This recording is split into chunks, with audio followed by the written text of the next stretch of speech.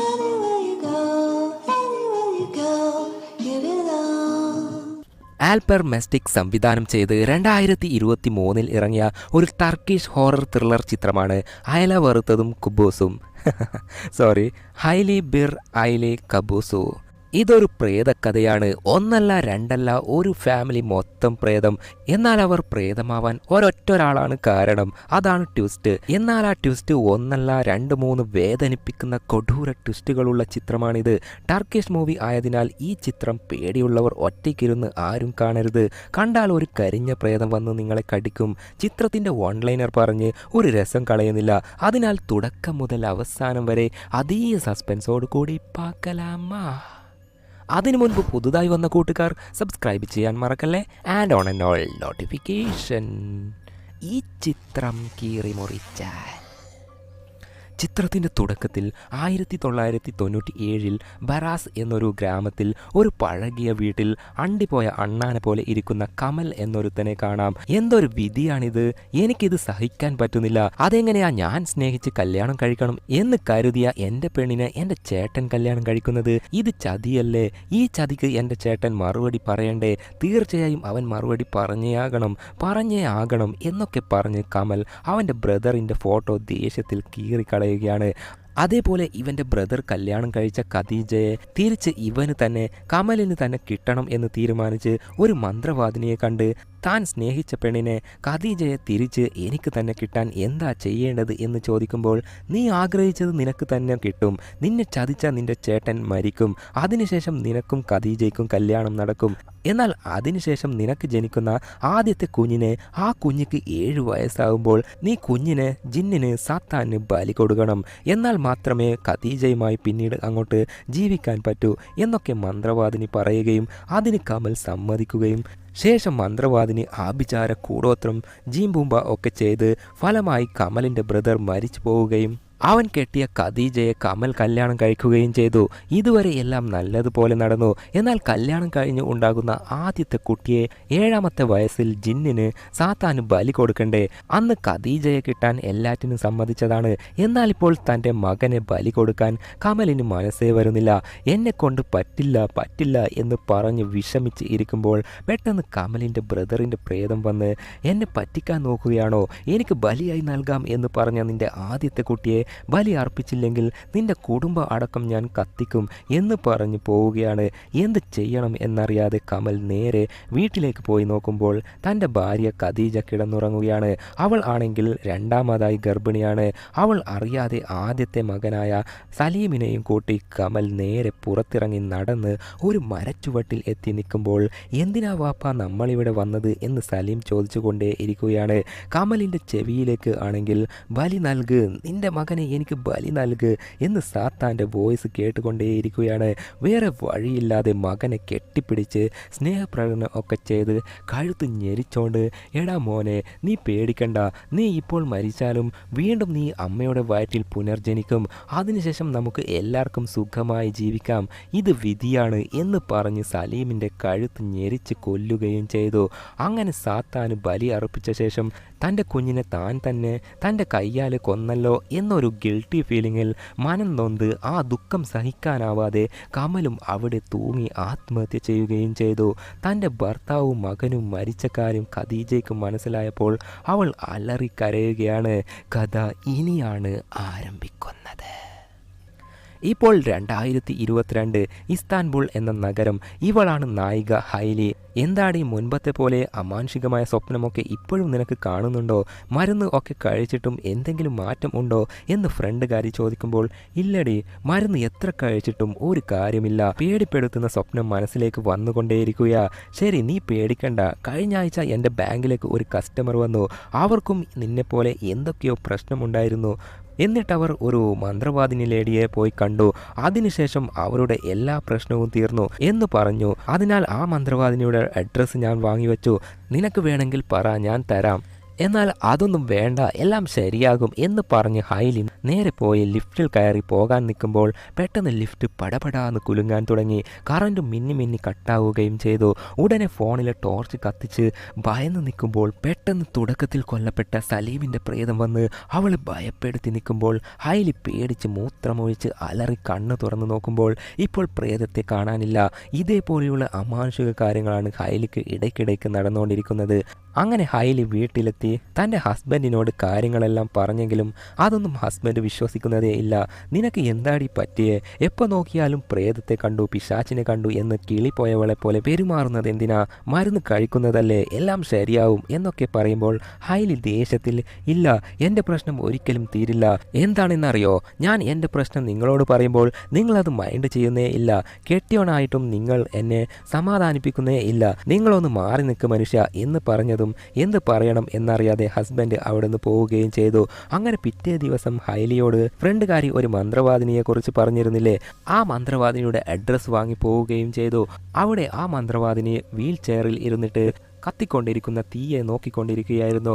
ആ ലേഡിയുടെ മകൻ ഹൈലിയോട്, നിങ്ങൾ ലിഫ്റ്റിൽ ഒരു പയ്യൻ്റെ രൂപം കണ്ടെന്ന് പറഞ്ഞില്ലേ, ആ പയ്യൻ നിങ്ങളോട് എന്തെങ്കിലും പറഞ്ഞോ എന്ന് ചോദിക്കുമ്പോൾ അവൻ എന്നെ കണ്ടതേ ഇല്ലല്ലോ എന്ന് പറഞ്ഞിരുന്നു എന്ന് ഹൈലി പറയുകയാണ്. ശരി, ആ പയ്യനെ നീ ഇതിനു മുൻപ് കണ്ടിട്ടുണ്ടോ എന്ന് ചോദിക്കുമ്പോൾ ഇല്ല എന്ന് പറയുകയാണ്. ശരി, ഈ പ്രശ്നത്തിന് ഞങ്ങൾ സഹായിക്കണമെങ്കിൽ ആദ്യം നിനക്ക് അമാനുഷിക കാര്യങ്ങളിൽ വിശ്വാസം ഉണ്ടോ ഇല്ലയോ എന്ന് ഞങ്ങൾക്ക് മനസ്സിലാകണം. അങ്ങനെ മനസ്സിലാക്കാൻ പറ്റിയാൽ മാത്രമേ ഞങ്ങൾക്ക് നിന്നെ സഹായിക്കാൻ പറ്റുകയുള്ളൂ. പറയൂ, നിനക്ക് അമാനുഷിക കാര്യത്തിൽ വിശ്വാസമുണ്ടോ എന്ന് ചോദിക്കുമ്പോൾ ഉണ്ട് എന്ന് ഹൈലി പറയുകയാണ്. അന്നേരം അയാൾ ആ വയസ്സായ മന്ത്രവാദിനിയെ നേരെ കൊണ്ടുവന്ന് ഹൈലിയുടെ മുന്നിൽ നിർത്തിയിട്ട്, നീ അമ്മയുടെ കണ്ണിലേക്ക് തന്നെ നോക്ക്, നോട്ടം തെറ്റാതെ കണ്ണിലേക്ക് തന്നെ നോക്കി ഇരിക്ക്, ഇരുട്ടിലേക്ക് പോയി മറഞ്ഞു കിടക്കുന്ന സത്യത്തെ പുറത്ത് കൊണ്ടുവാ എന്ന് പറഞ്ഞുകൊണ്ടിരിക്കെ ആ മന്ത്രവാദിനിയുടെ കണ്ണ് വ്യത്യസ്തമായി മാറുന്നത് കണ്ട് ഹൈലി ഭയപ്പെടുകയാണ്. നിനക്ക് വേണ്ടി ആരോ ഒരാൾ ഇത്രയും വർഷമായി പ്രാർത്ഥിക്കുന്നുണ്ട്. അവരാണ് നിന്നെ ദുഷ്ടശക്തികളിൽ നിന്നും സംരക്ഷിക്കുന്നത്. ഇല്ലെങ്കിൽ നീ എന്നെ വടിയായനെ, മരിച്ചു പോയനെ. മറ്റൊരു കാര്യം എന്തെന്നാൽ ആ പ്രാർത്ഥനയുടെ ബലം ഓരോ ദിവസം പോകും തോറും കുറഞ്ഞു വരികയാണ്. മൊത്തത്തിൽ പ്രാർത്ഥനയുടെ ബലം കുറയുന്നതിന് മുൻപ് എത്രയും പെട്ടെന്ന് അത് ആരാ നിന്നെ സംരക്ഷിക്കുന്നത് എന്ന് കണ്ടുപിടിക്ക്, ഇല്ലെങ്കിൽ നിനക്ക് തന്നെയാണ് ആപത്ത്. അതിനാൽ നീ ഭയപ്പെടാതെ എൻ്റെ അമ്മയുടെ കണ്ണിലേക്ക് നോക്ക്, നിനക്ക് പോകേണ്ട വഴി അമ്മയുടെ കണ്ണിലൂടെ നിനക്ക് കാണാൻ പറ്റും. അത് കേട്ട് ഹൈലി കണ്ണിലേക്ക് നോക്കുമ്പോൾ എന്തൊക്കെയോ കാര്യങ്ങൾ ഹൈലിക്ക് ഓർമ്മയിൽ വരികയാണ്. ആ സീൻ അവിടെ കട്ട് ചെയ്താൽ ഇപ്പോൾ ഹൈലി വീട്ടിലാണുള്ളത്. പതിവ് പോലെ നടന്ന കാര്യങ്ങളൊക്കെ തൻ്റെ ഹസ്ബൻഡിനോട് പറഞ്ഞപ്പോൾ അവൻ അതൊന്നും കാര്യമാക്കിയെടുക്കുന്നതേ ഇല്ല. എടി, ഇത്രയും നാൾ വലിയ ഡോക്ടേഴ്സിനൊക്കെ കണ്ട് ട്രീറ്റ്മെൻറ്റ് എടുത്തിട്ടും നിന്റെ ശരിക്കുമുള്ള പ്രശ്നം എന്താണെന്ന് അവർക്ക് പോലും കണ്ടെത്താൻ കഴിഞ്ഞിട്ടില്ല. എന്നാൽ മരിക്കാൻ കിടക്കുന്ന ഒരു കിളവി നിന്നെ ഹെൽപ്പ് ചെയ്യും എന്ന് പറയുമ്പോൾ ഇതൊക്കെ വിശ്വസിക്കാൻ പറ്റുന്ന പോലെയാണോ ഉള്ളത്? മര്യാദയ്ക്ക് ഞാൻ പറയുന്നത് ശ്രദ്ധിക്ക്. നാളെ എനിക്ക് കമ്പനിയുടെ ഒരു മീറ്റിങ്ങിൻ്റെ ഭാഗമായി ഒരു സ്ഥലത്തേക്ക് പോകാനുണ്ട്. അവിടെ ഒരാഴ്ച താമസിക്കേണ്ടി വരും. അതിനാൽ നീയും എൻ്റെ കൂടെ വാ, നിനക്കും റിലാക്സേഷൻ കിട്ടും. എന്നാൽ അത് കേട്ട്, ഇല്ല, ഞാനില്ല, ഇവിടെ കുറേ ജോലി ചെയ്യാനുണ്ട്. ഓഹോ, വരുന്നില്ലെങ്കിൽ വേണ്ട, എല്ലാം നിന്റെ ഇഷ്ടം, ഞാൻ പറഞ്ഞെന്നേ ഉള്ളൂ. അങ്ങനെ ആ ചർച്ചയ്ക്ക് ശേഷം രണ്ടുപേരും കിടന്ന് നല്ല ഉറക്കത്തിലാണ്. ഇപ്പോൾ നോക്കിയാൽ ആ മുത്തശ്ശിയുടെ അടുത്തേക്ക് സലീമിൻ്റെ പ്രേതം പ്രത്യക്ഷപ്പെട്ട് കാതിൽ എന്തൊക്കെയോ പറയുകയാണ്. അത് മുത്തശ്ശി കേട്ടുനിന്ന് പെട്ടെന്ന് ഹൈലിയെ നോക്കി ഒരൊറ്റ അലറൽ. അവൾ ഞെട്ടി ഉണരുകയും ചെയ്തു. ഇതേ നേരം തുടക്കത്തിൽ കണ്ട ആ പഴയ വീട്ടിൽ മരിച്ചുപോയ എല്ലാവരുടെയും ഫോട്ടോസുണ്ട്. അവിടെ കൈയും കാലും ഒക്കെ ചങ്ങല കൊണ്ട് ബന്ധിപ്പിച്ച പോലെ ഒരു വയസ്സായ സ്ത്രീ നടന്നു പോകുന്നതും കാണാം. അങ്ങനെ പിറ്റേ ദിവസം രാവിലെ ഹൈലിയുടെ ഹസ്ബൻഡ് വേറെ നാട്ടിലേക്ക് പോകാനുണ്ട് എന്ന് പറഞ്ഞിരുന്നില്ലേ, അയാളെ പറഞ്ഞു വിട്ടിട്ട് ഹൈലി തിരിച്ച് വീട്ടിലേക്ക് വന്ന് നിൽക്കുമ്പോൾ ഇവൾക്കൊരു ഫോൺ കോൾ. ഫ്രണ്ടുകാരിയാണ്. എടി, നീ ഇന്നലെ പോയി കണ്ട ആ മന്ത്രവാദിനി നിന്നെക്കുറിച്ച് ഒരു കാര്യം മന്ത്രവാദിനി മകനോട് പറഞ്ഞിട്ടുണ്ട്. അതായത് നീ ബറാസ് എന്നൊരു നാട്ടിലേക്ക് പോകണം. അവിടെ പോയാൽ മാത്രമേ നിന്റെ എല്ലാ പ്രശ്നങ്ങളും തീരും. നീ അന്വേഷിക്കുന്ന സത്യങ്ങൾ നിനക്ക് മനസ്സിലാവൂ എന്നൊക്കെയാണ് ആ മന്ത്രവാദിനി പറഞ്ഞത്. അത് കേട്ടതും പിന്നെ ഒന്നും ആലോചിച്ചില്ല. തനിക്ക് നടക്കുന്ന കാര്യത്തിനൊക്കെ പരിഹാരം കണ്ടെത്തണം എന്ന് തീരുമാനിച്ച് ബറാസ് എന്ന ഗ്രാമത്തെക്കുറിച്ച് സെർച്ച് ചെയ്ത് നോക്കി നേരെ യാത്ര തുടങ്ങി. സിറ്റി വിട്ടു മാറി ഒരു ഉൾനാടൻ പ്രദേശം. അവിടെ എത്തുമ്പോൾ തന്നെ നേരം ഇരുട്ടി, കൂരിരുട്ട്. ഇതേ നേരം ഒരു വീട്ടിൽ അനീഫ എന്നൊരു ലേഡി നല്ല ഉറക്കത്തിലാണ്. പെട്ടെന്ന് അടുത്തുള്ള ഒരു ടേബിൾ തകർന്നു വീണതും അനീഫ ഞെട്ടി ഉണർന്ന് നോക്കുകയാണ്.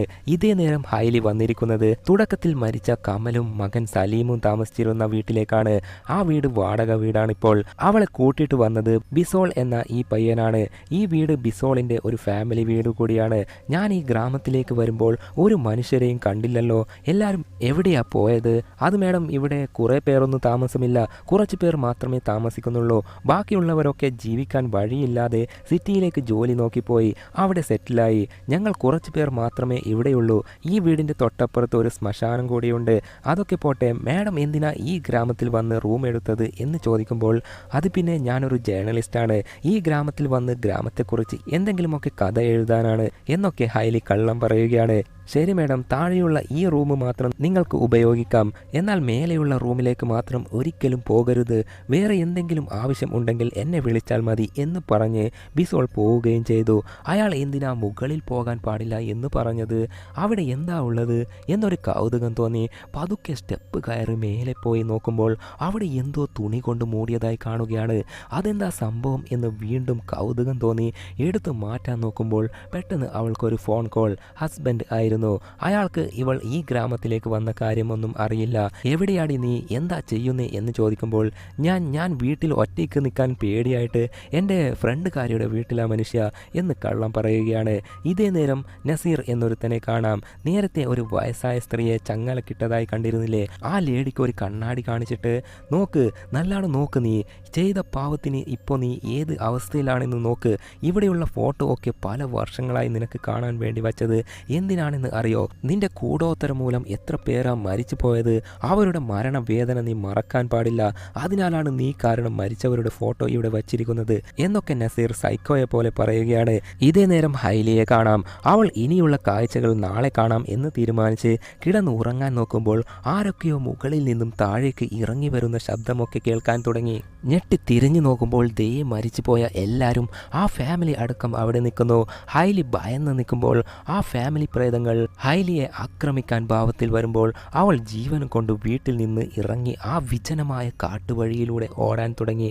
അന്നേരം വഴിയിൽ ഒരു വ്യത്യസ്തമായ കാഴ്ച കൂടോത്രം ചെയ്തു വച്ചതുപോലെയുണ്ട്. അതും കണ്ട് ഭയന്ന് വീണ്ടും ഓടാൻ തുടങ്ങി. അവിടെ ഒരു പഴയ കെട്ടിടം.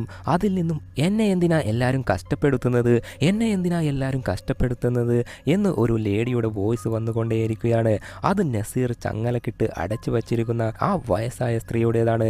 ആ വോയിസ് കേട്ട് ഹൈലി പേടിച്ച് പിന്നെയും ഓടാൻ തുടങ്ങി. പെട്ടെന്ന് ഒരു രൂപം മുന്നിലൂടെ വരുന്നത് കണ്ട് അവൾ ഞെട്ടി ഉണരുകയാണ്. കണ്ടത് സ്വപ്നമാണോ റിയലാണോ എന്നൊന്നും അവൾക്ക് മനസ്സിലാക്കാൻ പറ്റാത്ത അവസ്ഥ. പിറ്റേ ദിവസം രാവിലെ ബെസോൾ വീട്ടിലേക്ക് വന്നിട്ട് എന്തെങ്കിലും ആവശ്യമുണ്ടോ മാഡം എന്ന് ചോദിക്കുമ്പോൾ ഇപ്പോൾ ഒന്നും വേണ്ട, പിന്നെ ഇന്നലെ രാത്രി ഞാൻ പുറത്തിറങ്ങി പോയപ്പോൾ കാട്ടിൽ എന്തോ ഒരു രൂപത്തെ കണ്ടു, അതിനെക്കുറിച്ച് എന്തെങ്കിലും അറിയോ എന്ന് ചോദിക്കുമ്പോൾ ഹേയ് മാഡം, രാത്രി പുറത്തിറങ്ങി നടക്കുന്നത് ഭയങ്കര ആപത്താണ്. ഭ്രാന്തൻ നായ്ക്കൾ ഒക്കെ കറങ്ങി നടക്കുന്ന സമയമാണ്, ശ്രദ്ധിച്ച് നിൽക്ക്, പുറത്തിറങ്ങരുത് എന്നൊക്കെ പറഞ്ഞ് ബെസോൾ പോവുകയും ചെയ്തു. അതിനുശേഷം കാർ എടുത്ത് ഇന്നലെ രാത്രി വയസ്സായ ലേഡിയുടെ വോയിസ് കേട്ട ഭാഗത്തേക്ക് പോയി അവിടെയുള്ളതൊക്കെ വീഡിയോ എടുക്കാൻ തുടങ്ങി. പെട്ടെന്ന് ഒരു മുത്തശ്ശി വന്ന് എന്താ നീ നോക്കുന്നത്, അവർ വരാനുള്ള സമയമായി, ഇതിന് ഒരവസാനമില്ല, പെട്ടെന്ന് അവിടേക്ക് പോ എന്ന് പറഞ്ഞ് അവിടെയുള്ള ഒരു വലിയ വീട് കാണിക്കുകയാണ്. ശേഷം ആ മുത്തശ്ശി അവിടെ നിന്ന് പോയപ്പോൾ മുത്തശ്ശി എന്തിനാ ആ കെട്ടിടത്തിലേക്ക് പോകാൻ പറഞ്ഞത് എന്ന് ചിന്തിച്ചുകൊണ്ട് വീഡിയോ എടുത്തോണ്ട് ആ ഭാഗത്തേക്ക് പോകാൻ തുടങ്ങി. അന്നേരം അവിടേക്ക് നസീർ വന്ന് നീ ഏതാ മോളെ, ഇവിടെ എന്താ ചെയ്യുന്നേ എന്ന് ചോദിക്കുമ്പോൾ ഞാനൊരു ജേർണലിസ്റ്റാണ്, ഒരു കഥ എഴുതാൻ ഈ സ്ഥലത്തേക്ക് വന്നതാ. എന്ത് കഥയോ, ഈ നാട്ടിലോ? ദേ നോക്കുമോളെ, ഈ നാട് അത്ര ശരിയല്ല, ഒറ്റയ്ക്ക് കറങ്ങി നടക്കുന്നത് നല്ലതല്ല, പിരാന്ത് പിടിച്ച നായ്ക്കളൊക്കെ അലഞ്ഞു തിരിഞ്ഞ് നടക്കുന്ന സ്ഥലമാ, തിരിച്ചു പോയിക്കോ എന്നൊക്കെ പറയുകയും അതിനാൽ ഹൈലി തിരിച്ച് റൂമിലേക്ക് പോവുകയും ചെയ്തു. അന്ന് രാത്രി നസീർ അടച്ചു വെച്ചിരിക്കുന്ന വയസ്സായ ലേഡിയെ കാണാം. ഇവൾ മറ്റാരുമല്ല, തുടക്കത്തിൽ കണ്ട കമലിൻ്റെ ഭാര്യ ഖദീജയാണ്. അതേപോലെ ഖദീജ നസീറിൻ്റെ ചേച്ചി കൂടിയാണ്. എടാ എന്നെ തുറന്നു വിടടാ, എനിക്ക് സഹിക്കാൻ പറ്റുന്നില്ല എന്ന് പറയുമ്പോൾ നീ ഇത് അനുഭവിക്കണം, നീ കാരണമാണ് നിന്റെ കെട്ടിയോൺ മരിച്ചതും നിന്റെ 2 മക്കളും മരിച്ചതും, അതിനൊക്കെ കാരണമായ നീ അതേ വേദന അനുഭവിക്കണം എന്ന് പറഞ്ഞ് നസീർ അവിടെ നിന്ന് പോവുകയാണ്. ഇതേ നേരം ഹൈലി നല്ല ഉറക്കത്തിലാണ്. പെട്ടെന്ന് മേലെ റൂമിൽ നിന്നൊരു ശബ്ദം. എന്താണ് ആ ഒരു ശബ്ദം എന്ന് കൗതുകത്തിൽ പോയി നോക്കുമ്പോൾ റൂമിൻ്റെ ഡോർ തുറന്ന നിലയിൽ കാണുകയാണ്. അതാരാ തുറന്നത് എന്നറിയാതെ അകത്ത് പോയി നോക്കുമ്പോൾ ഒരു ഫോട്ടോ കാണുകയാണ്. ആ ഫോട്ടോയിലെ പെണ്ണിന്റെ പുറകെ ഒരു പ്രേതം. സെൽഫി എടുക്കുമ്പോൾ പ്രേതം എത്തി നോക്കിയതായിരിക്കും. പെട്ടെന്ന് പുറകിൽ ഒരു ശബ്ദം. തിരിഞ്ഞു നോക്കിയ ശേഷം തിരിഞ്ഞ് ഫോട്ടോ നോക്കുമ്പോൾ ആ ഫോട്ടോ കാണാനില്ല. അതേപോലെ അടുത്ത റൂമിൽ നിന്നും പടപടാന്ന് ഡോറിൽ തട്ടുന്ന ശബ്ദം കേൾക്കാൻ തുടങ്ങി. ആ ഭാഗത്തേക്ക് പോയി ഫോണിലെ ടോർച്ച് അടിച്ച് നോക്കുമ്പോൾ ദേ അവൾക്ക് ചുറ്റിലും ആ പ്രേത ഫാമിലി. അതായത് തുടക്കത്തിൽ മരിച്ച കമലിൻ്റെ ബ്രദർ, ഉപ്പ, ഉമ്മ, മകൻ എല്ലാവരുടെയും പ്രേതം നിന്ന് ഹൈലിയെ കുറുകുറുന്ന് നോക്കുകയാണ്. അവിടെ ആ ഫാമിലിയുടെ ഗ്രൂപ്പ് ഫോട്ടോയും ഉണ്ട്. അതായത് കമലിൻ്റെ ഭാര്യ ഖദീജ, മകൻ സലീം, പുറകിലുള്ളത് കമലിൻ്റെ ഉപ്പയും ഉമ്മയും. അങ്ങനെ ആ ഫോട്ടോ എടുത്തു പോയി പിറ്റേ ദിവസം ആ ഫോട്ടോ വെച്ച് ബെസോളിനോട് ആ ഫാമിലിയെക്കുറിച്ച് ചോദിക്കുകയാണ്. ഈ ഫാമിലിയോ, ഇവർ മരിച്ചിട്ട് കുറേ വർഷങ്ങളായി, ഇവരെക്കുറിച്ച് എൻ്റെ ഉമ്മ അനീഫ കുറേ കാര്യങ്ങൾ പറഞ്ഞിട്ടുണ്ട്. അതെയോ, അതിൽ നിനക്ക് അറിയാവുന്ന കാര്യങ്ങൾ എല്ലാം പറ എന്ന് ഹൈലി കൂടുതൽ താല്പര്യത്തോടെ ചോദിക്കുമ്പോൾ അവൻ പറയാൻ തുടങ്ങി. തുടക്കത്തിൽ കമലും ഖദീജയും തമ്മിൽ ഇഷ്ടത്തിലായിരുന്നു. ഇക്കാര്യം കമലിൻ്റെ ചേട്ടനായ ഹസന് അറിയാമായിരുന്നു. എന്നാൽ ഹസന് ഖദീജയെ വളരെ ഇഷ്ടമായി. അവളെ സ്വന്തമാക്കണം എന്നൊരു മോഹം തോന്നി. നേരെ പോയി ഉപ്പയോടും ഉമ്മയോടും പറയുകയും ചെയ്തു, എനിക്ക് ഖദീജയെ ഇഷ്ടമായി, കെട്ടിച്ചു തരണം എന്ന്. ഒടുവിൽ ഖദീജയെ ഹസൻ കല്യാണം കഴിക്കുകയും ചെയ്തു. ആ കാലത്ത് മൂത്ത മകനാണ് ആദ്യം കല്യാണം, അതിനുശേഷം മാത്രമേ അനിയന് കല്യാണം കഴിച്ചു വിടുകയുള്ളൂ. അതിനാലാണ് മൂത്ത പയ്യനായ ഹസന് കല്യാണം കഴിച്ചു കൊടുത്തത്. എന്നാൽ കല്യാണം കഴിഞ്ഞ് ഒരു വർഷം ആകുമ്പോഴത്തേക്കും ഖദീജയെ കെട്ടിയ ഹസൻ കൊടൂരമായ രീതിയിൽ മരണപ്പെട്ടു. അതിനുശേഷം ഖദീജയെ കമലിന് കല്യാണം കഴിപ്പിച്ചു വിട്ടു. കല്യാണം കഴിഞ്ഞ് കുറച്ചു വർഷം കമൽ നല്ലവനായി തന്നെ ഇരുന്നു. എന്നാൽ പെട്ടെന്ന് അവന് എന്തായി എന്നറിയില്ല. തൻ്റെ ഭാര്യയെ ഖദീജയെ 3 തവണ കൊല്ലാനായി ശ്രമിച്ചിട്ടുണ്ട്. കൊല്ലാൻ കഴിഞ്ഞില്ല. എന്നാൽ ആദ്യം അവൻ്റെ മകനെ സലീമിനെ കൊന്ന ശേഷം കമൽ തൂങ്ങി മരിക്കുകയായിരുന്നു. ശരി, അതിനുശേഷം ഖദീജയ്ക്ക് എന്ത് സംഭവിച്ചു? ആ സംഭവങ്ങൾ ഒക്കെ നടക്കുമ്പോൾ ഖദീജ രണ്ടാമതൊരു കുട്ടി ജനിക്കാൻ പാകത്തിന് ഗർഭിണിയായിരുന്നു. അവൾ അമാനുഷികമായ കാര്യങ്ങൾ, അതായത് ജിന്നുകളോട്, പ്രേത പിശാചുക്കളോട് ഒക്കെ സംസാരിക്കുമായിരുന്നു. ശരി, ഖദീജയുടെ വയറ്റിലെ കുഞ്ഞിന് എന്ത് സംഭവിച്ചു? ആ കുഞ്ഞിനെ പ്രസവിച്ച് കുറച്ച് നാൾ കഴിയുമ്പോൾ മരിച്ചുപോയി.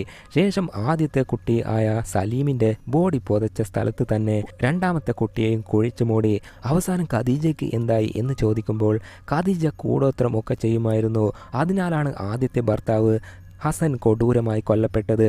അതിനുശേഷം കമലും പിന്നെ മക്കളും ആ ഫാമിലിയിലെ എല്ലാവരും മരിക്കാൻ കാരണം ഖദീജ ചെയ്ത ആഭിചാര കൂടോത്രം ആണ്. ഖദീജ അതിനുശേഷം എവിടെ പോയി എന്നറിയില്ല. ഈ ഗ്രാമത്തിലെ എല്ലാവരും കുറേ അന്വേഷിച്ചു. എന്നാൽ ഇതുവരെയായിട്ടും ഖദീജയെ കണ്ടെത്താൻ കഴിഞ്ഞില്ല. ആ ഫോട്ടോയിൽ പുറകിലുള്ള വയസ്സായവർ ആരാ എന്ന് ചോദിക്കുമ്പോൾ അത് കമലിൻ്റെ ഉപ്പയും ഉമ്മയും ആണ്. അവർക്കും ഖദീജ കൂടോത്രം ചെയ്തതിനാൽ കമലിൻ്റെ ഉപ്പ തോക്കെടുത്ത് ഉമ്മയെ വെടിവെച്ച് കൊന്ന ശേഷം അയാളും ആത്മഹത്യ ചെയ്തു. ഇത്രയും കാര്യങ്ങൾ ബെസോൾ പറയുകയും അതൊക്കെ കേട്ട് മനസ്സിലാക്കിയ ശേഷം ഹൈലി നേരെ നസീറിൻ്റെ വീട്ടിലേക്ക് പോവുകയും ചെയ്തു. അവിടെ നസീറും നസീറിൻ്റെ ഭാര്യ ഫാത്തിമയും ഉണ്ട്. ഫാത്തിമയെ അകത്തേക്ക് പോകാൻ പറഞ്ഞ് നസീർ ഹൈലിയുടെ അടുത്ത് പോയി എന്ത് വേണം എന്ന് ചോദിക്കുമ്പോൾ എനിക്ക് കമലിൻ്റെ ഫാമിലിയെക്കുറിച്ചുള്ള കാര്യങ്ങൾ ഏകദേശം മനസ്സിലായി. ആ പഴയ കെട്ടിടവും കമലിൻ്റെ ഫാമിലിയും തമ്മിൽ എന്തെങ്കിലും ബന്ധം ഉള്ള പോലെയുണ്ട്. നിങ്ങൾക്ക് എന്തെങ്കിലും അറിയോ എന്ന് ചോദിക്കുകയാണ്. അത് കേട്ട് നസീർ കലിപ്പിൽ, എടി നോക്ക്, നീ വേണ്ടാത്ത കാര്യമാ അന്വേഷിച്ച് നടക്കുന്നത്. നീ കഥ എഴുതാനല്ലേ വന്നത്? എഴുതിയിട്ട് മര്യാദയ്ക്ക് തിരിച്ചു പോ, ഇല്ലെങ്കിൽ നിന്റെ ജീവൻ തന്നെ അപകടത്തിലാവും എന്നൊക്കെ പറഞ്ഞ് നസീർ അകത്തേക്ക് പോവുകയും ചെയ്തു. അന്നേരം ഫാത്തിമ ഹൈലിയെ ഒരുമാതിരി നോക്കുകയാണ്. ഇങ്ങോട്ട് വാടി. നസീർ വിളിച്ചതിനാൽ ഒന്നും പറയാൻ നിൽക്കാതെ ഫാത്തിമ പോവുകയും ചെയ്തു. അങ്ങനെ അന്ന് രാത്രി ഇപ്പോൾ ഖദീജയെ കാണാം. അവളുടെ കൺമുന്നിലേക്ക് മരിച്ചു പോയ 2 കെട്ടിയോന്മാരുടെയും മക്കളുടെ ഒക്കെ പ്രേതം വന്ന് ഇടയ്ക്കിടയ്ക്ക് ഖദീജയെ ഭയപ്പെടുത്തിക്കൊണ്ടേയിരിക്കുകയാണ്. ഇതൊക്കെ താങ്ങാനാവാതെയാണ് അനിയനോട്, അതായത് നസീറിനോട് എന്നെ തുറന്നുവിട്, എനിക്കിത് താങ്ങാനാവുന്നില്ല എന്നൊക്കെ പറഞ്ഞത്. ഇപ്പോൾ നസീറിനോട് ഭാര്യ ഫാത്തിമ പറയുന്നു, ഏയ് മനുഷ്യ, ഖദീജ ഇത്രയും നാൾ നരകം അനുഭവിച്ചില്ലേ, അവളെ വെറുതെ വിട്ടൂടെ? എടി, നീ നിന്റെ കാര്യം നോക്ക്, ഇല്ലെങ്കിൽ നിന്റെ തലമണ്ട ഞാൻ അടിച്ചു പൊട്ടിക്കും എന്ന് പറഞ്ഞ് ഫാത്തിമയോട് ചൂടായിട്ട് അന്നേരം അവിടേക്ക് എത്തിയ ബെസോളിൻ്റെ മോന്തക്കിട്ട് ഒരൊറ്റ അടി കൊടുത്ത്, എടാ കാട്ടുബകിട, ആ ഹൈലി ആരാ? അവളോട് എന്തിനാ നമ്മുടെ കുടുംബകാര്യങ്ങളൊക്കെ പറഞ്ഞത്? നീ ഇനി അവളോട് എന്തെങ്കിലും പറഞ്ഞു കൊടുത്താൽ നിനക്ക് പിന്നെ തല ഉണ്ടാവില്ല, മനസ്സിലായോടാ എന്നൊക്കെ പറഞ്ഞ് വില്ലനിസം കാട്ടി നേരെ അടച്ചു വച്ചിട്ടുള്ള ഖദീജയുടെ അടുത്തേക്ക് പോവുകയാണ്. ഇതേ നേരം ബെസോൾ ആണെങ്കിൽ അവൻ്റെ വീട്ടിലെത്തി സാഡായി നിൽക്കുന്നത് കണ്ട് അവൻ്റെ ഉമ്മ ഉമ്മ അനീഫ നിനക്ക് എന്ത് പറ്റി എന്ന് ചോദിക്കുമ്പോൾ എന്നെ നസീർ മാമ തല്ലി എന്ന് പറയുകയാണ്. ഓഹോ, അത് നീ കാര്യമാക്കണ്ട. ഇന്ന് നിന്നെ അടിച്ചിട്ടുണ്ടെങ്കിൽ നാളെ നിന്നെ അയാൾ തലോടും. നിന്നോടുള്ള സ്നേഹം കൊണ്ടല്ലേ, അത് നീ വിട്ടുകള എന്ന് അനീഫ പറഞ്ഞെങ്കിലും ബെസോൾ ഒന്നും പറയാതെ കലിപ്പിൽ റൂമിലേക്ക് പോവുകയാണ്. ഒരു കാര്യം ഇവിടെ നോട്ട് ചെയ്തു വെച്ചോളൂ. ഖദീജയും നസീറും അനീഫയും ഒരേ ഫാമിലിയാണ്. അതായത് മൂത്തത് ഖദീജ, അനിയൻ നസീർ, അതിലും ചെറിയത് അനീഫ. ഇപ്പോൾ നസീർ ഖദീജയെ കൂട്ടിയിട്ട് പുറത്തുള്ള ഖദീജയുടെ മക്കളുടെ കല്ലറയ്ക്ക് മുന്നിൽ കൊണ്ടുപോയി വിട്ടിരിക്കുകയാണ്. ഞാൻ പെറ്റ എൻ്റെ പൊന്നുമക്കളെ, എന്നോട് ക്ഷമിക്കണേ, എനിക്ക് നിങ്ങളെ രക്ഷിക്കാൻ കഴിഞ്ഞില്ല. നിങ്ങളെ ഓർത്ത് ഞാൻ ദിവസവും അനുഭവിക്കുന്ന വേദന എനിക്ക് സഹിക്കാൻ പറ്റുന്നില്ല. ഞാനും മരിച്ച് നിങ്ങളുടെ ലോകത്തേക്ക് വരട്ടെ. അതിനാൽ ദൈവമേ, എൻ്റെ ജീവൻ കൂടി എടുത്തേക്ക്, എൻ്റെ ജീവൻ എടുത്തേക്ക് എന്നൊക്കെ മക്കളുടെ കല്ലറ നോക്കി കരഞ്ഞുകൊണ്ട് പറയുകയാണ്.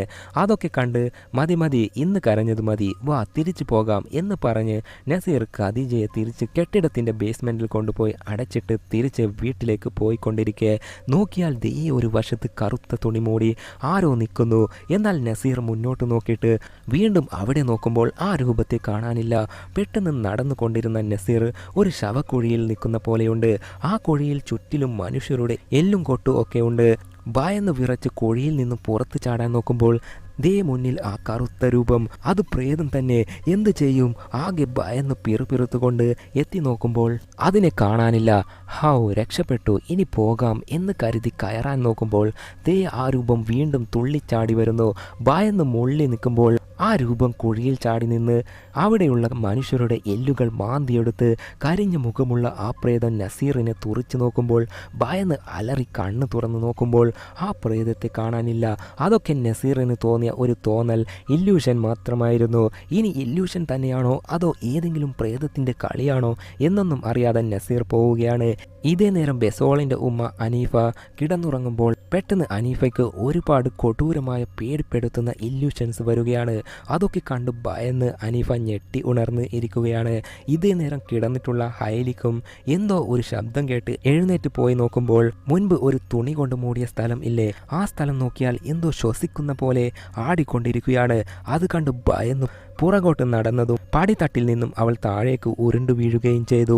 അങ്ങനെ പിറ്റേ ദിവസം രാവിലെ ബെസോൾ ഹൈലിയുടെ അടുത്തേക്ക് എത്തി നോക്കുമ്പോൾ ഹൈലി പടിക്കെട്ടിൽ നിന്നും വീണ് ബോധമില്ലാതെ കിടക്കുന്ന കാഴ്ച കണ്ട് നേരെ നസീർ മാമയുടെ ഭാര്യയെ ഫാത്തിമയെ കോൾ ചെയ്ത് ഹൈലി വീണിട്ടുള്ള കാര്യം പറയുകയും ചെയ്തു. ഫാത്തിമ ഒരു ചെറിയ ഡോക്ടർ കൂടിയാണ്. ഇതേ നേരം അനീഫ ആണെങ്കിൽ ദുസ്വപ്നം കണ്ട് ഭയന്നതിനാൽ ആ വയസ്സായ മന്ത്രവാദിനിയെ കാണാൻ പോയിരിക്കുകയാണ്. എനിക്ക് ഒരു ദുസ്വപ്നം വന്നു, അതിൽ എന്തോ ഒരു സൂചന, നേരം ആവാറായി എന്നൊരു സൂചന തന്നു. അതിനൊക്കെ എന്താ അർത്ഥം എന്ന് ചോദിക്കുമ്പോൾ ആ മുത്തശ്ശി ഷോക്കായിട്ട് എന്ത് നേരം ആവാറായി എന്ന് പറഞ്ഞോ?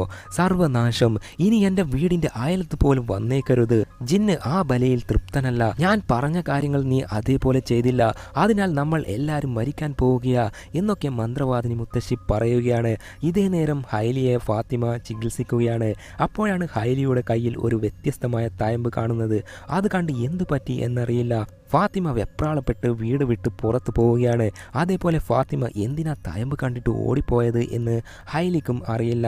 അങ്ങനെ നേരം ഇരുട്ടാറായി. ഫാത്തിമ തുണി സ്റ്റിച്ച് ചെയ്തുകൊണ്ടിരിക്കുമ്പോൾ നോക്കിയാൽ ദേ ഖദീജ ഒരു പ്രേതത്തെ പോലെയായി വന്ന് നിൽക്കുന്നു. അവൾ മാത്രമല്ല ഭർത്താവ് നസീറും പ്രേതത്തെ പോലെ വന്നു നിന്ന് ഫാത്തിമയുടെ നാക്ക് വലിച്ചു പിടിച്ചു നിൽക്കുമ്പോൾ സത്യം എന്താണെന്ന് അറിഞ്ഞിട്ടും അത് തുറന്നു പറയാതെ മറച്ചു വെക്കുന്നവരാണ് ഈ ലോകത്തെ ഏറ്റവും വലിയ പിശാച് എന്ന് പറഞ്ഞ് ഫാത്തിമയുടെ നാക്ക് വലിച്ച് പൊട്ടിച്ച് എടുക്കുകയാണ്. ആകെ ഭയന്ന് ഞെട്ടി ഉണരുമ്പോൾ ഇത് ഫാത്തിമയ്ക്ക് വന്ന ഒരു സ്വപ്നം ആയിരുന്നു. ഇപ്പോൾ ഹൈലി ഉറങ്ങാൻ സമയം ആയി. അതിനാൽ ഫോൺ ഒരു വശത്ത് വെക്കുമ്പോൾ സ്ലിപ്പായി താഴെ വീഴുകയാണ്. എടുക്കാൻ കുനിഞ്ഞതും ദേ സലീമിൻ്റെ പ്രേതം. അത് കണ്ട് ഭയന്ന് തല ഉയർത്തി നോക്കുമ്പോൾ ഇപ്പോൾ പ്രേതത്തെ കാണാനില്ല. എന്നാൽ കുനിഞ്ഞു നോക്കുമ്പോൾ പ്രേതം അവിടെ തന്നെയുണ്ട്. താഴെയും മേലെയും നോക്കി കളിച്ചുകൊണ്ടിരിക്കുമ്പോൾ പെട്ടെന്ന് പുറകിലൂടെ കമലിൻ്റെ പ്രേതം വന്ന് സലീമിനെ കഴുത്ത് ഞെരിച്ച് കൊല്ലുന്ന പോലെ ഇരുന്ന് ഞാൻ തെറ്റ് ചെയ്തു എന്ന് പറഞ്ഞുകൊണ്ടിരിക്കുകയാണ്. പെട്ടെന്ന് ഡോറിൽ ആരോ തട്ടുന്ന ശബ്ദം കേട്ടതും പ്രേതം പോവുകയും ഡോർ തുറന്ന് നോക്കിയപ്പോൾ അത് ഫാത്തിമയായിരുന്നു. മോളെ, നീ എന്നോട് തിരിച്ച് ഒന്നും ചോദിക്കരുത്. നിന്റെ ജീവൻ പോകാതിരിക്കാനാണ് ഞാൻ ഇത് പറയുന്നത്. എത്രയും പെട്ടെന്ന് നീ ഇവിടുന്ന് തിരിച്ചു പോയിക്കോ. എന്തിനാ എന്നോട് പോകാൻ പറയുന്നത്? നിങ്ങൾക്ക് എന്തോ ഒരു രഹസ്യം അറിയാം എന്ന് മനസ്സിലായി. പറ, അത് എന്താണെങ്കിലും എന്നോട് പറ എന്ന് ഹൈലി ചോദിക്കുമ്പോൾ എന്നോട് ഒന്നും ചോദിക്കല്ലേ പ്ലീസ്, ദയവ് ചെയ്ത് ഇവിടുന്ന് എത്രയും പെട്ടെന്ന് തിരിച്ചു പോയിക്കോ എന്ന് പറഞ്ഞു ഒന്നും പറയാതെ ഫാത്തിമ അവിടുന്ന് ഓടിപ്പോവുകയും ചെയ്തു. ഇപ്പോൾ ബെസോളിനെ കാണാം. അവൻ അവൻ്റെ ഉമ്മയുടെയും ഉപ്പയുടെയും ഫോട്ടോ നോക്കി ഇരിക്കുമ്പോൾ ദേ മുന്നിൽ ആ കരിഞ്ഞ മുഖമുള്ള പ്രേതം ആകാശഗംഗയെ പോലെ ഉയർന്നു നിൽക്കുന്നു. പെട്ടെന്ന് അത് അവൻ്റെ അടുത്തേക്ക് വന്ന് ബെസോളയെ ലാമ്പുകയും ചെയ്തു. ഇപ്പോൾ ബെസോളയുടെ ഉമ്മയെ ആരോ തട്ടി വിളിക്കുകയാണ്. ആരാണെന്ന് നോക്കിയാൽ അത് ബെസോൾ തന്നെയായിരുന്നു. ഇവൻ അപ്പോൾ മരിച്ചില്ലേ? ഇപ്പോൾ അവൻ ഉപ്പയുടെയും ഉമ്മയുടെയും ഫോട്ടോ കാണിച്ച്, ഇത് എൻ്റെ ഉപ്പ തന്നെയല്ലേ? നസീർ മാമൻ്റെ ചേച്ചിയെ ഖദീജയെ ശിക്ഷിച്ചു എങ്കിൽ തെറ്റ് ചെയ്ത നിങ്ങളെ ശിക്ഷിക്കുന്നത് ആരാ? അത് കേട്ട് അനീഫ ഞെട്ടി ഉണരുകയാണ്. അനീഫ സ്വപ്നത്തിൽ ബെസോളിനെ കണ്ടു.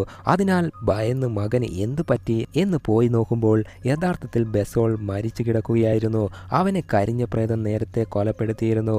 ആ കൊടൂര കാഴ്ച കണ്ട് നടുങ്ങിയ അനീഫ നേരെ നസീറിന്റെ അടുത്ത് പോയി തന്റെ മകൻ ബെസോൾ മരിച്ച കാര്യം പറഞ്ഞ്, നടക്കുന്ന എല്ലാ പ്രശ്നങ്ങൾക്കും കാരണം ഞാനാണ്, ആ കുടുംബത്തിന് കൂടോത്രം ചെയ്ത് ശപിച്ചത് ഞാനാണ് എന്ന് പറയുകയാണ്.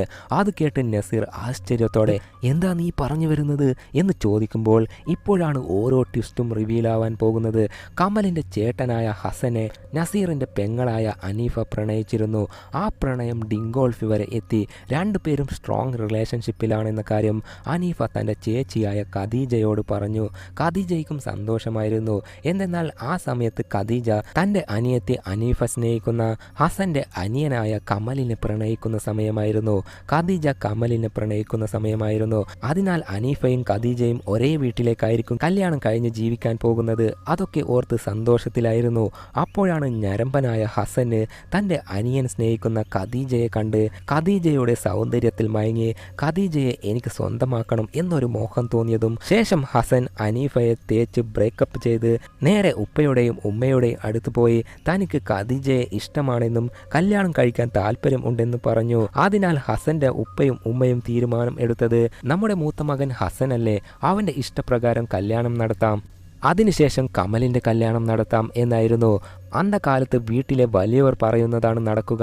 അതിനാൽ ഖദീജയ്ക്ക് എതിർത്ത് ഒന്നും പറയാൻ പറ്റിയില്ല. ഒടുവിൽ ഖദീജയെ ഹസൻ കല്യാണം കഴിക്കുകയും ചെയ്തു. അതേ നേരം മറ്റൊരു കാര്യം എന്തെന്നാൽ അനീഫയും ഹസനും തമ്മിൽ പ്രണയിച്ച് നടക്കുന്നതിനിടയിൽ നടന്ന ഡിങ്കോൾഫി കാരണം അനീഫ ഗർഭിണിയായിരുന്നു. ഹസന്റെ കുഞ്ഞ് അനീഫയുടെ വയറ്റിൽ വളരുന്നുണ്ടായിരുന്നു. ആ വളർന്നു പ്രസവിച്ച കുഞ്ഞാണ് നേരത്തെ കൊല്ലപ്പെട്ട ബെസോൾ. അനീഫയുടെയും ഹസന്റെയും മകനാണ് ബെസോൾ.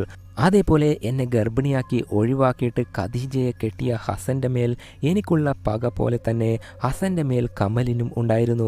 കാരണം കമൽ സ്നേഹിച്ച പെണ്ണിനെ അല്ലേ ഹസൻ തട്ടിയെടുത്തത്.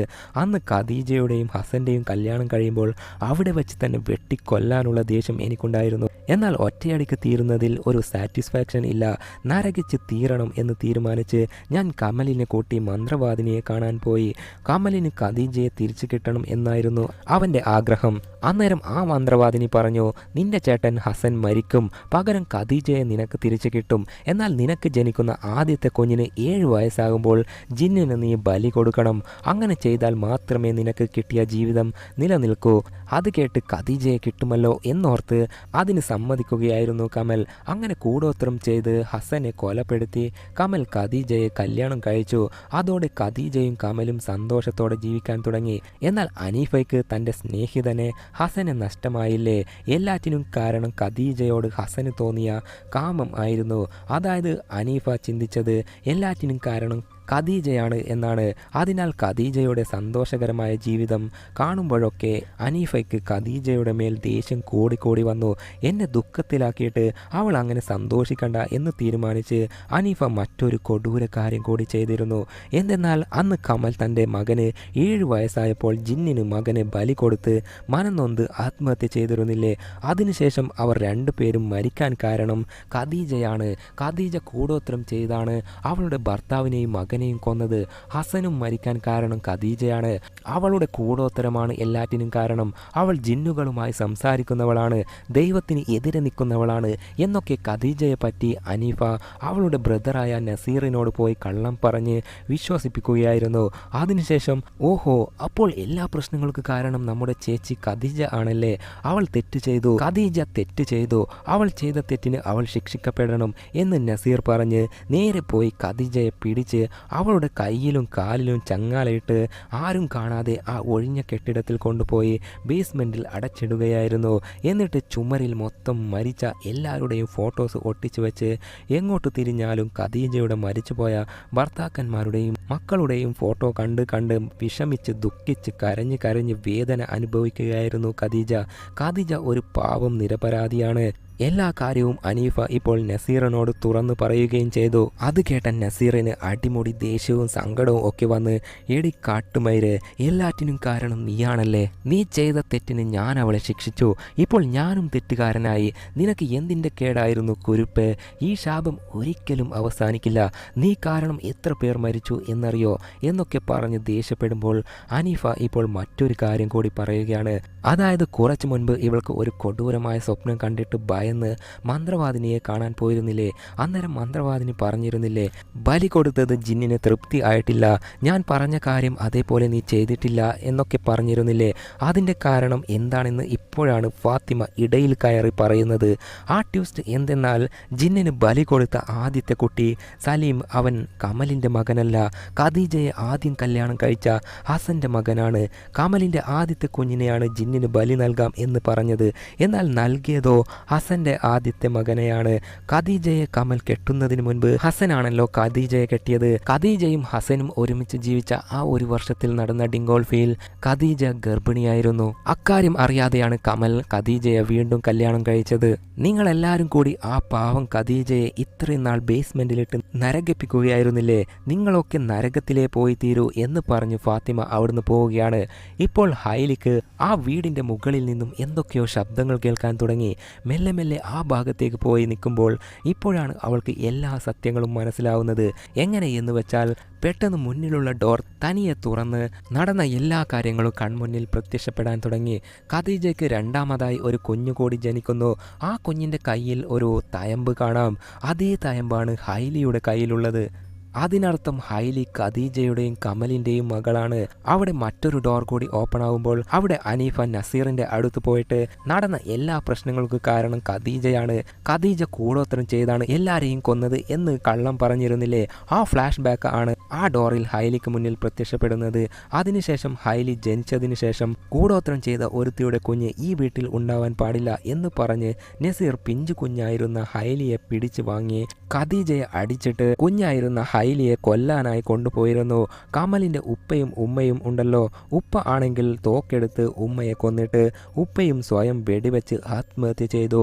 ശേഷം സലീം ഉണ്ടല്ലോ, ഖദീജയുടെ ആദ്യ മകൻ, പറഞ്ഞു വരുമ്പോൾ ഹൈലിയുടെ ചേട്ടൻ ബ്രദർ, അവൻ ഡോർ തുറന്ന് പുറത്തു പോകുന്നതായി ഇപ്പോൾ ഹൈലിക്ക് കാണുകയും ഹൈലിയും അവൻ്റെ പുറകെ പോവാൻ തുടങ്ങി. ഇതേ നേരം നസീറിൻ്റെ ഭാര്യ ഫാത്തിമ കലിപ്പിൽ, ഞാൻ എല്ലാം ഹൈലിയോട് പറയാൻ പോവുകയാ, ഇത്രയും നാൾ നിങ്ങൾ അടച്ചു വെച്ചിരിക്കുന്ന ഖദീജയാണ് ഹൈലിയുടെ ഉമ്മ എന്ന് പറയാൻ പോവുകയാ എന്ന് പറയുമ്പോൾ നസീറിന് വീണ്ടും ഷോക്ക്. എന്ത്, ഖദീജയുടെ മകളോ?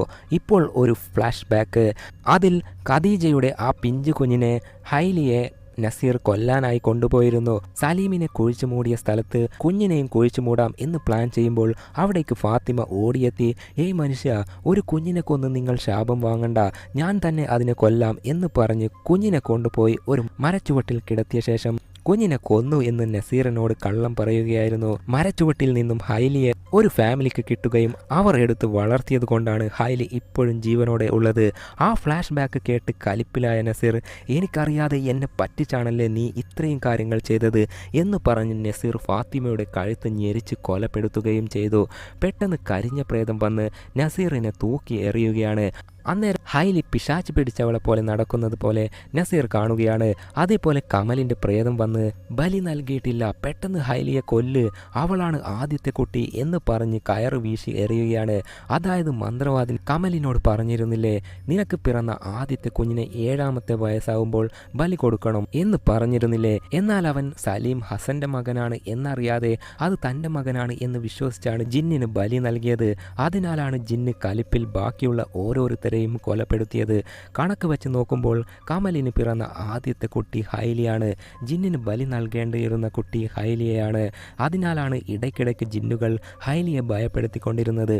ഇപ്പോൾ അനീഫ തൻ്റെ മരിച്ചുപോയ മകനെ ബെസോളിനെ കാണാൻ പോയപ്പോൾ പെട്ടെന്ന് അവൻ്റെ ശരീരത്തിലേക്ക് ജിന്ന് കയറി അനീഫയെയും കൊലപ്പെടുത്തുകയും ചെയ്തു. ഇപ്പോൾ മറ്റേ വശത്ത് ഹൈലി സലീമിനെ ഫോളോ ചെയ്തു പോയിരുന്നില്ലേ. നടന്ന് ഇവരുടെ ഉമ്മ അതായത് ഖദീജയെ അടച്ചു വെച്ച ആ ബിൽഡിങ്ങിൻ്റെ മുന്നിൽ എത്തി അകത്ത് കയറി ഖദീജയെ കണ്ട് ഞാനാണ് നിങ്ങളുടെ മകൾ എന്ന് പറഞ്ഞെങ്കിലും ഖദീജ അത് വിശ്വസിച്ചില്ല. നീ എൻ്റെ മകളല്ല, എൻ്റെ മകൾ മരിച്ചു, നീ തന്നെ വന്ന് നോക്ക് എന്ന് പറഞ്ഞ് പുറത്തുള്ള കല്ലറ തോണ്ടിയെടുത്ത് നോക്കിയെങ്കിലും അവിടെ മകളുടെ അസ്ഥികൂടം ഒന്നും കാണാനില്ല. അതിനാൽ ഹൈലിയാണ് തൻ്റെ മകൾ എന്ന് ഖദീജ വിശ്വസിക്കുകയും ചെയ്തു. പ്രസവിച്ച് ഇട്ടത് മാത്രമേ ഓർമ്മയുള്ളൂ. ഇത്രയും വർഷം കഴിഞ്ഞ് ഇപ്പോഴാണ് ആ ഉമ്മയ്ക്ക് മകളെ തിരിച്ചു കിട്ടുന്നത്. അതേപോലെ ഉമ്മയെ തിരിച്ചു കിട്ടിയ സന്തോഷത്തിലും രണ്ടുപേരും പരസ്പരം കെട്ടിപ്പിടിച്ച് സ്നേഹപ്രകടനം നടത്തുമ്പോൾ പെട്ടെന്ന് അവിടേക്ക് നസീർ എത്തി ഖദീജയെ അടിച്ചു വീഴ്ത്തി ഹൈലിയുടെ കഴുത്തിൽ കയറിട്ട് ജിന്നിന് ബലി കൊടുക്കാം എന്ന് പറഞ്ഞ ബലി കൊടുത്തിരിക്കണം, ഇവളെ ബലി കൊടുത്താൽ മാത്രമേ എല്ലാ പ്രശ്നങ്ങളും മാറുകയുള്ളൂ എന്നൊക്കെ പറഞ്ഞ് ഹൈലിയെ ഒരു മരത്തിൽ കയറിട്ട് തൂക്കി കൊല്ലാൻ ശ്രമിക്കുകയാണ്. വെറും ശ്രമം മാത്രമല്ല, പാവം ഹൈലിയെ തൂക്കി കൊല്ലുകയും ചെയ്തു. എന്നിട്ട് നസീറും ഇരുന്ന് കരയാൻ തുടങ്ങി. എന്നോട് ക്ഷമിക്ക്, ഞാനത് ചെയ്തില്ലെങ്കിൽ ജിന്ന് ആരെയും വെറുതെ വിടില്ല, എന്നോട് ക്ഷമിക്ക്. എന്നാൽ ഖദീജ ക്ഷമിച്ചില്ല. ഒരു കോടാലിയെടുത്ത് നസീറിൻ്റെ നടുപ്പുറത്തേക്ക് ഒരൊറ്റ വെട്ട് തീർന്ന് അതോടെ നസീറും മരിച്ച് കാലാപുരിക്ക് എത്തുകയും ചെയ്തു. പാവം ആ ഉമ്മ തൻ്റെ മകളെ ഹൈലിയെ എടുത്ത് നടക്കാൻ തുടങ്ങി. മകൾ തൻ്റെ അടുത്ത് എത്തിയിട്ടും മകൾക്ക് ഈ ഗതി വന്നല്ലോ എന്ന് പറഞ്ഞു പോകുമ്പോൾ നോക്കിയാൽ ഒരുപാട് പ്രേതാത്മാക്കൾ അതൊക്കെ കുറുകുറുവെന്ന് നോക്കി നിൽക്കുമ്പോൾ പെട്ടെന്ന് മരിച്ചു എന്ന് കരുതിയ ഹൈലി എന്ന് ദീർഘശ്വാസം എടുക്കുകയാണ്. ഹൈലി മരിച്ചിട്ടില്ല. ഇതോടെ ഈ ചിത്രം ഇവിടെ അവസാനിക്കുന്നു. Bye bye.